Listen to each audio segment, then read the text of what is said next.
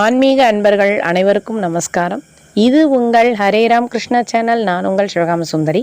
இன்றைக்கி நம்ம சேனலில் பூக்கள் அதனுடைய வகைகள் எத்தனை, நாம் இந்த இறைவனுக்கு பயன்படுத்தக்கூடிய அந்த பூக்களினுடைய குணங்கள் அதை பற்றி நம்ம பார்க்க போகிறோம்.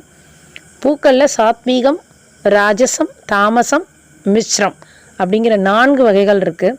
வெண்மையான புஷ்பங்கள் சாத்வீகம், சிவந்த புஷ்பங்கள் ராஜசம், கருநிற புஷ்பங்கள் தாமசம், மஞ்சள் வர்ணம் உள்ள புஷ்பங்கள் மிஸ்ரம் அப்படின்னு அழைக்கப்படுது.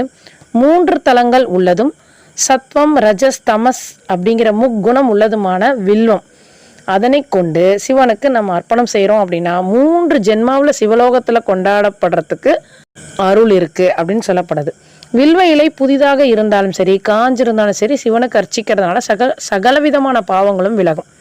வில்வத்தை ஒரு முறை அர்ச்சித்த பின் மறுதினம் அதையே தண்ணீரில் கழுவி மீண்டும் பூஜைக்கு பயன்படுத்தினாலும் தோஷமில்லை. இந்த நிலையில் நம்ம பார்க்குறோம் அப்படின்னா ஸ்வர்ண புஷ்பத்தை 3 நாட்களும், வில்வ இலையை 5 நாட்கள், துளசி இலையை 10 நாட்கள் திரும்ப திரும்ப எடுத்து பூஜைக்கு நாம் பயன்படுத்தும் போது பழையது அப்படின்ற தோஷம் இல்லாமல் இறைவன் அருள் கிட்டும் அப்படிங்கிறது ஐதீகம்.